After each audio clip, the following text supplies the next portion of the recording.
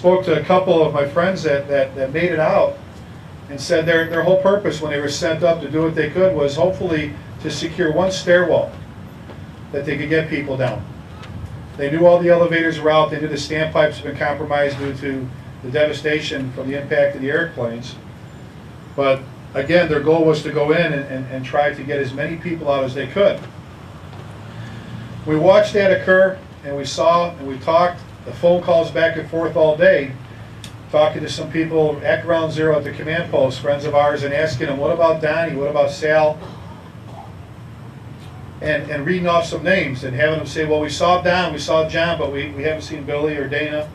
We haven't seen Andy. They were in the buildings, and we're not sure. If you can imagine, we tend to focus on the two towers that were an acre in width, 16-acre site, but there was, after those collapsed, there was 10 blocks in all directions of damage. And that dust and smoke cloud went for 40 blocks in Lower Manhattan. Talking to a couple of the firefighters that were there that day, it was not uncommon, and it was not out of place while they were waiting to be assigned for them to hug each other and give each other a kiss, knowing that this might be it. A couple of them said, you know, we may not come out of this one. I think in some of the news footage, you saw some of the expressions of some of the faces of the firefighters that were there that day, knowing just how serious it was. The events that occurred the days afterwards, watching and hoping and knowing that we were going from a rescue to a recovery effort, hoping for anything, anyone to be pulled out of there alive, dwindled until we got to a point where a lot of us realized that it would become a recovery process. In the meantime, right here in Lewisville, as in other parts of the country, we had some other business to take care of. We spoke about increasing our homeland security and making sure that our community was safe. We had our children in the schools that we needed to worry about. A lot of us read at the schools and are very much involved with their programs. And in speaking with the teachers, found a lot of the kids were struggling. Shortly after that, we started seeing something pretty amazing, and I want to share a happy story with you, if I can do it without crying. That is, day after day, children and people from the community kept coming to our firehouses. They kept bringing cards and banners and well wishes and cookies and snacks. I've never been around a community that came to the support of their fire police services like Lewisville. I was absolutely awed that people just couldn't do enough, and I think that was a reflection of how we were in our country. They thought they may have done something to us to hurt us, but they actually strengthened us. We came together, families came together, people hugged a little bit more. We had a small child, a 5-year-old, come up to this fire station and say that he wanted to help the families in New York City. And what he presented to our firefighters was his whole life savings at 5 years old, which was his piggy bank. He wanted to have money to go to the families of the firefighters. He'd been saving to go to Disney World. And his exact words were, I've been saving my whole life for this, but I want to do this. And we tried to talk him out of it. And he was set that he was going to help those families.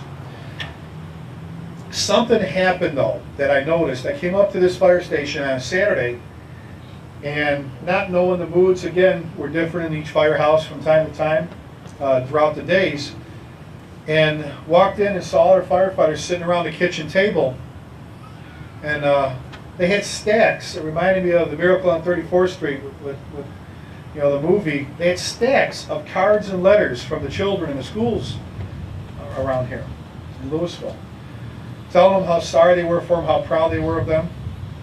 Some of the firefighters had tears in their eyes. Some of them were smiling. And I saw something happen. I saw some very sad firemen happy again. All because of some little kids and what they did for them.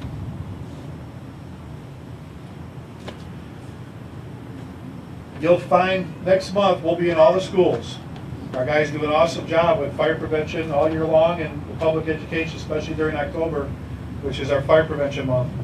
Usually we're there and the kids are telling us thank you for showing us the equipment and teaching to them and talking and visiting with them.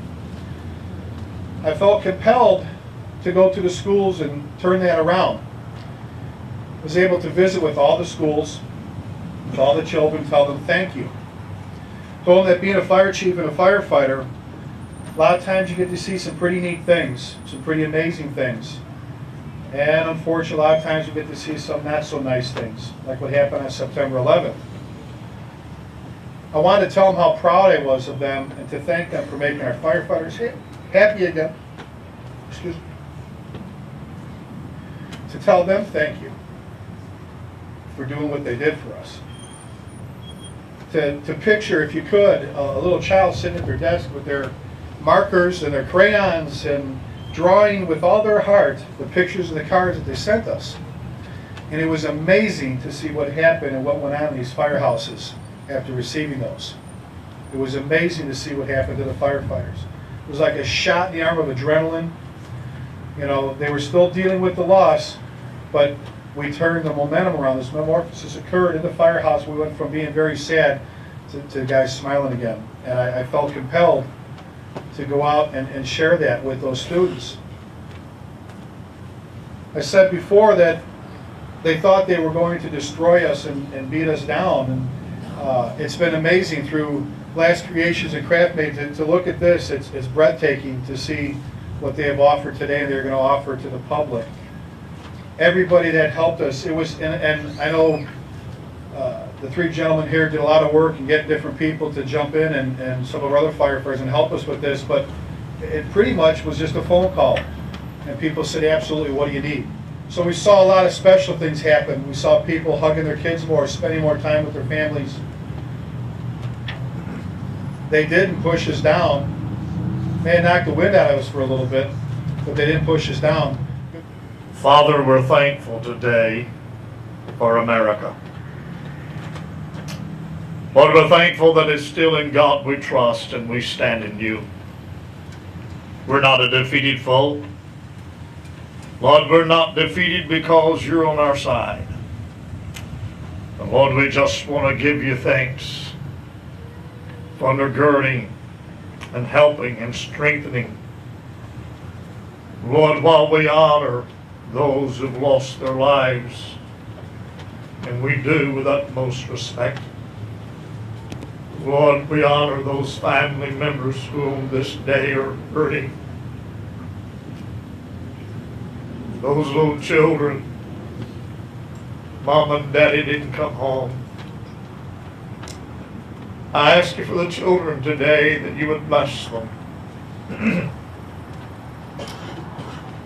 The husbands and wives, the moms and dads, and all the loved ones. Lord, we'd be remiss if we did not remember them in this memorial. May we do that today. May we thank you that we stand united, and through it all we're going to win. And Lord, we know today that you take care of us and you watch over us. Lord, we ask these things in your name, your Son's name. Amen. I'd like you to remember a couple numbers before we move on here, and that's the number of 3,043. That's the total number of people that lost their lives on that day as of the other day. That was the posting in New York City. That was 343 firefighters, 37 Port Authority police officers, 23 New York City police officers, and 2,640 civilians on that day. We wanted to provide something for our community where people could come and visit and reflect. We want our community to go about their business. We want you to be happy, spend time with your families. But we want you to remember, when we place on the plaque as we did, we will never forget, it's not because we're a vengeful community or a vengeful country.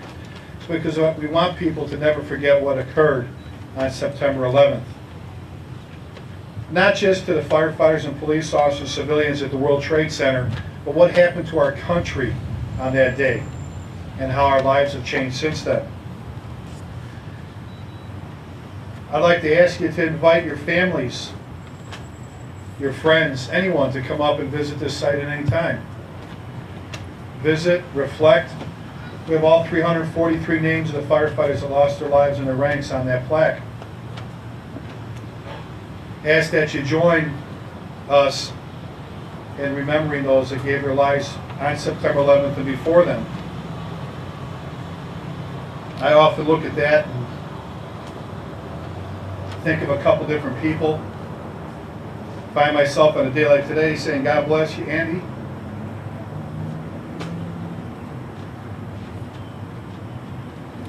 Billy, Dana, Chris, Joe, Kevin. I was asked a year ago if I had a chance to speak to any of their children, would I tell them their dads were heroes? And I said they already know they were heroes. I'd like to tell them just how special their fathers were, and that again, firefighters will continue to go home safe to their families because of what they've done for them and will continue to do for them. Very, very special people. As we were watching the televisions last year, just when we thought we had witnessed something we never expected, we witnessed something else, and that was the collapse of the North Tower. That was the first tower that was struck. Knowing that we lost some more of our civilians, some more of our police officers, and some more of our firefighters. This collapse occurred at 9:28 our time. Not a whole lot of time to get out of a building when you're at the 70th floor, 50th floor down a narrow stairwell to try and get you and your company out. And most of these firefighters, a couple of my friends that were found with civilians that they were assisting and attempting to get out of the building. 9:28 marks the time of the second collapse of the North Tower. Chief Thompson? Detail and hut.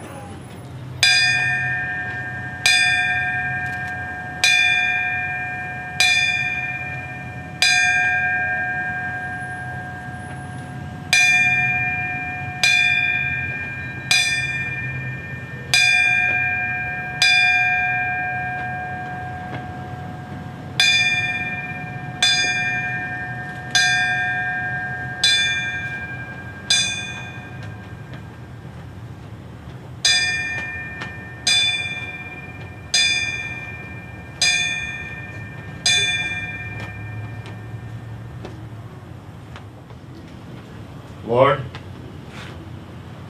now as we go our own ways, as we face the future, Lord, we're reminded of the prayer that was found in Michael Judd's pocket after losing his life that tragic day. The prayer says, Lord, take me where you want me to go. Let me meet who you want me to meet. Tell me what you want me to say. And Lord, keep me out of your way. Lord, may that be our prayer today. And Lord, we face the future knowing that you're there for us. Thank you for all of the events of today. Thank you for all those who participated. Thank you for every individual that's here today. May you bless us together. In Jesus' name, amen. In closing, as we leave here today, please, we ask you that you leave with your heads held up high, that we smile today, that we keep on hugging each other, that we keep on smiling a little bit more, that we go out there, have fun, spend time with our families. Don't forget to say I love you when you leave the house.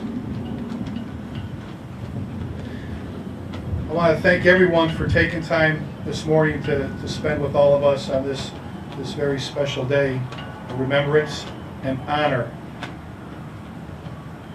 I can speak on behalf, I know, of our fire department, our police department, our entire city when I say we will never forget.